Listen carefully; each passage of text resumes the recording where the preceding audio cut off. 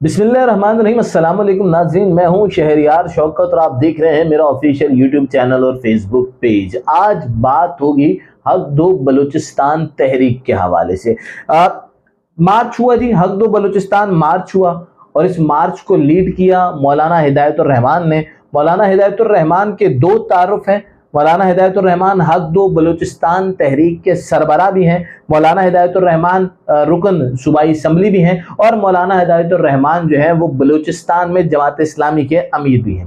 ان کی قیادت کے اندر بلوچوں نے ایک ریلی نکالی اور اس ریلی کا مقصد بلوچوں کو یا بلوچستان کو ان کے حقوق دلانا ہے۔ مولانا ہدایت الرحمان لاہور آئے، اس کے بعد ان کا اسٹے ہوا۔ جماعت اسلامی جو ہے وہ باقاعدہ طور پر اس معاملے کے اندر انوالو ہوئی، کیونکہ پہلے یہ جو مارچ تھا، یہ جو ریلی تھی، یہ جو واک تھی، یہ حق دو بلوچستان تحریک کے زیر سایہ ہو رہی تھی اور اس کا نام حق دو بلوچستان مارچ ہی تھا۔ لیکن جماعت اسلامی جو ہے وہ باقاعدہ طور پر اس کے اندر انوالو ہوتی ہے۔ ایسا ظاہر ہونے لگتا ہے کہ جناب اب کوئی ٹکراؤ ہوگا، کیونکہ بلوچ جو ہیں وہ وہاں سے بلوچستان سے موو کر کے آ رہے ہیں اور لاہور میں ہیں۔ پہلے ہی آپ کو پتا ہے اس کئی قسم کی جو باتیں ہیں وہ سامنے آتی رہی ہیں کہ ایک کنفلکٹ ہے بلوچوں اور پنجابیوں کے درمیان۔ لہٰذا یہ صورتحال بڑی گھمبیر نظر آ رہی تھی کہ بلوچستان کے لوگ اور پنجاب کے لوگ کسی ٹکراؤ کی جانب جائیں گے۔ ملک کے حالات جو ہیں وہ خراب ہونے کا اندیشہ تھا۔ کچھ مقامات پر پولیس نے روکا بھی، لیکن وہ بہت سختی اس معاملے پر نہیں کی گئی اور نہ ہی کوئی ایسا ٹکراؤ کا سامنا۔ وہ بڑی آسانی سے یہ لوگ جو ہیں وہ لاہور پہنچ گئے اور اگلا جو سٹیپ تھا وہ بجانب اسلام آباد تھا۔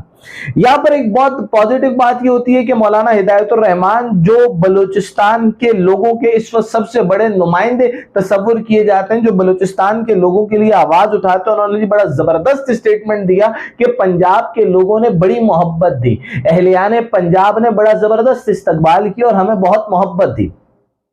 یقینی طور پر یہ سٹیٹمنٹ کچھ صرف سٹیٹمنٹ نہیں ہوگا، لازمی بات ہے کہ اہلیان پنجاب نے بھی بلوچ بھائیوں کو اپنے دل سے لگایا ہوگا، چاہے وہ صرف جماعت اسلامی سے تعلق رکھنے والے پنجابی تھے۔ یہ ایک اوورآل پنجاب قوم جو ہے انہوں نے اہلیان بلوچستان کا استقبال کیا، انہیں اپنے دل سے لگایا، ان پر پھول نچھاور کی، ان سے اظہار محبت کیا۔ اس کے بعد یہ سٹیٹمنٹ سامنے آئی تو لگا کہ اب صورتحال ٹکراؤ والی نہیں ہے، بلکہ صورتحال اب اپنے حقوق کے مطالبات والی ہے۔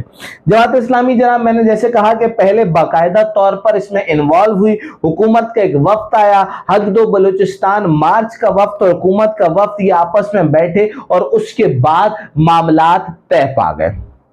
کہانی یہاں تک ختم نہیں ہوئی، بلکہ اس کے بعد اب جو سیاسی مخالفین تھے ان سیاسی مخالفین نے مولانا ہدایت الرحمان اور اس بلوچ تحریک کے اوپر سوال اٹھانا شروع کر دیے۔ جو سیاسی مخالفین تھے انہوں نے جناب مولانا ہدایت الرحمان اور اس تحریک میں شامل لوگوں پر تنقید کرنا شروع کر دی۔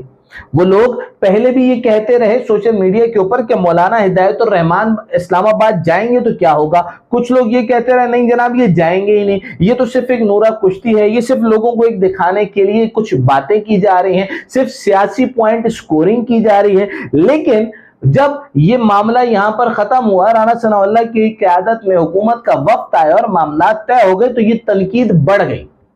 لوگوں کی جانب سے جناب اس کو بڑا تنقید کا نشانہ بنایا گیا کہ مولانا ہدایت الرحمان نے ڈیل کر لی ہے، یا پھر سوال کیا گیا کہ کیا بلوچستان کے مسائل حل ہو گئے جو مولانا یہیں سے واپس جا رہے ہیں۔ جناب پہلی بات تو یہ ہے کہ اس معاملے کو سن لیجئے کہ اس معاہدے کے اندر حکومت اور اس مارچ کے جو شرکاء ہیں ان کے درمیان 8 نکات پر اتفاق ہوا ہے۔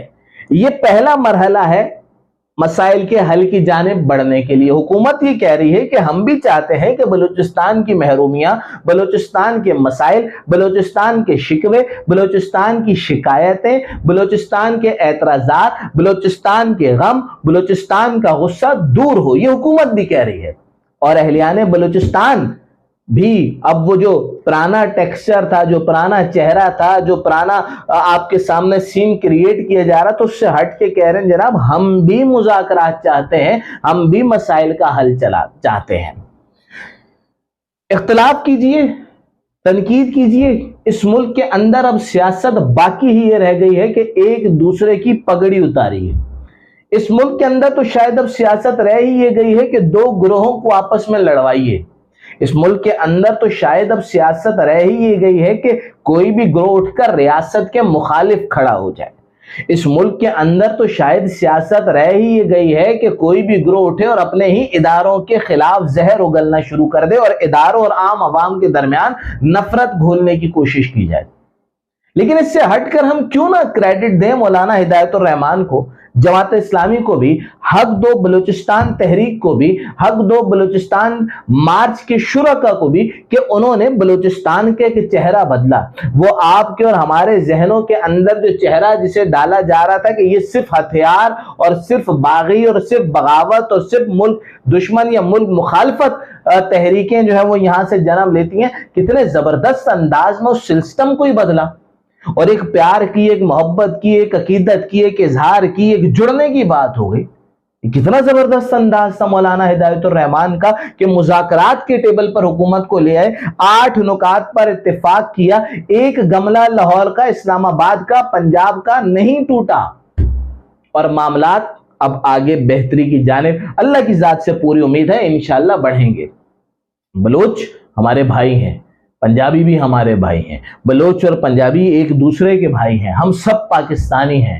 یہ کریڈٹ مولانا ہدایت الرحمان کو، حافظ نعیم الرحمان کو، اس ملک کے ادارے کو، حکومت کو، سیاسی جماعتوں کو دینا پڑے گا کہ یہاں اب چہرہ بدل رہا ہے، لڑائی جھگڑے سے ہٹ کے معاملات مذاکرات کی طرف جا رہے ہیں۔ بلوچستان کے مسائل حل مذاکرات سے ہوں گے، حکومت کو بھی مذاکرات کرنا پڑیں گے، اداروں کو بھی کرنا پڑیں گے اور بلوچوں کو بھی کرنا پڑیں گے، تبھی یہ معاملات حل ہوں گے۔ لہٰذا تنقید کرتے رہیے جس کا کام ہے، لیکن نو ڈاؤٹ مولانا ہدایت الرحمان اس بار کریڈٹ لے گئے، اور یہ بلوچوں کا یہ چہرہ یہ ہم سب کے لیے قابل فخر ہے، اور ہمیں مولانا ہدایت الرحمان